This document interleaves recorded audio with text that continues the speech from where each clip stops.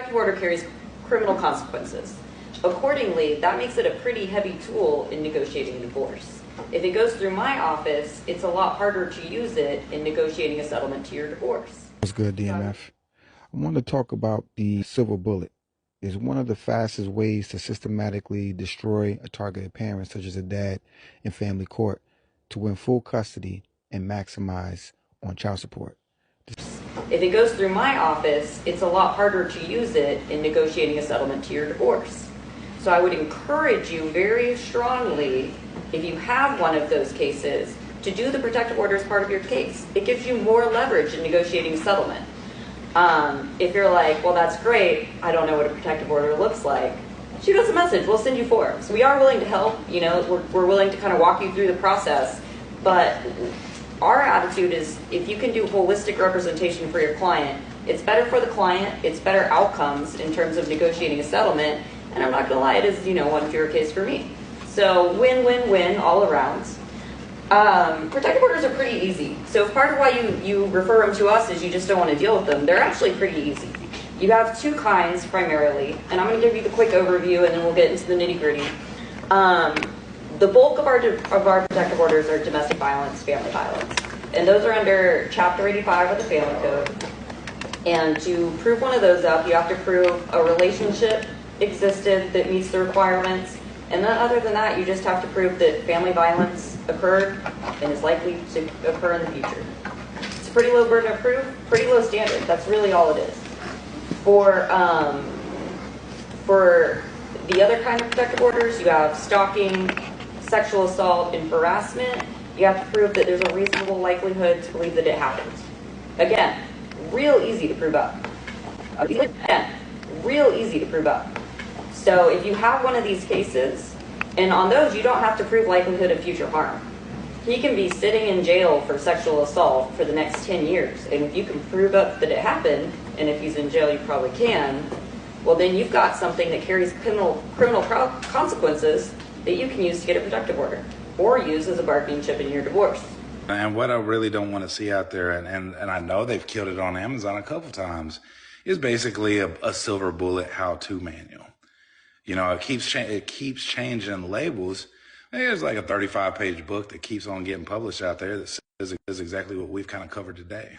Here's what you do. You just say some quick shit, and you just throw it at a DA, or not a DA. You just file it with the clerk's office, and it's ready to roll. But again, like I said, and you make a valid point. That's how I felt, and I had a pause. But then I thought about it. I said a lot of people don't know how easy it is either. They don't understand how easy it is for a woman just to say that I got to keep sharing these parables and showing these experiences men are going through because people do not believe they exist. They don't think, right. They don't fathom and what it does, the ramifications and the repercussions of what men go through afterwards of these false allegations, bro. It sends you to a dark, up in space. Devastating to the people who are innocent. Absolutely. We see this sometimes because individuals may feel like if they get law enforcement involved that it will help them in their case in a divorce or in a child custody case, but you do run the risk of law enforcement coming out and someone being arrested or apprehended or something. Even worse, killed. And being completely innocent, all because you think that this will help strengthen your argument in court. And the thing is, when you get to court and you're before these judges and it comes out that these are actually false allegations, it does more harm for your case than it does good. But it's also already done the damage to your significant other. It's already if done. they have a significant or a sensitive job, like a principal, an educator, if they get this allegation against them and they're arrested by the police department, there's an investigation.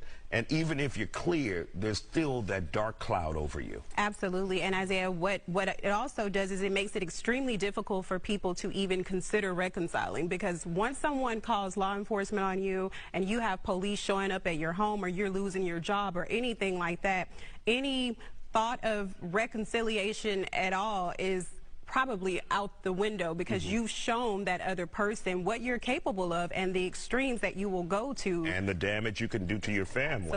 What men go through afterwards of these false allegations, bro. It sends you to a dark, up in space. You lose trust in humanity. You really got to get back, and it's sad. Yeah. I had no idea. I mean, like, oh, I knew, oh, guys got a rough deal, this, that, and the other, some basics. I had no absolute clue how, and what was really terrifying Nope. about it, once I was a little bit loud about it, how many people actually approached me and said, I've been dealing with the exact same thing. Yes. Like that's what was eerie about it. Like a lot of these stepmoms don't know what these dads go through until they become stepmoms or step parents. And Yeah. then they see Yeah. their boyfriend or their husband being dragged and they can't do shit. They see how much power that woman has. Then she's like, damn, I didn't realize how much power I have. Or they knew, but now they're affected by it because they have to be drugged in that hurricane by that woman because they're attached to that targeted parent. So in some cases, I love it because it brings more awareness to these women to fight harder for men. Their sons, their brothers, their uncles, their dads that have been falsely accused. Falsely accusing him of shit, calling him an abuser, following him around the house, saying that you're gonna watch him get naked. Like, that's not creepy. I'm sorry. Okay. You made a claim against a man that he touched your fucking children. Not only did you weaponize your children out of anger because you have that small of a brain and that much. Is that your only problem? Is that your only problem with the children comment? I agree because even in a fit of anger, I should have controlled my words, right? And said, you know what?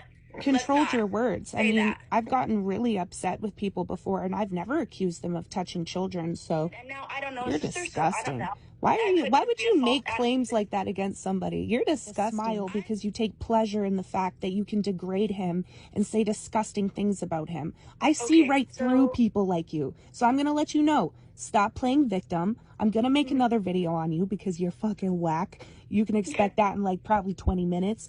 And I'm going to make sure as many people as possible see your face and see that you're fucking dangerous. And personally, I hope you get your kids taken away. Because if you act that dysregulated and you fucking threaten to shoot yourself over some fucker, you shouldn't have your kids. You are mentally unstable. Okay?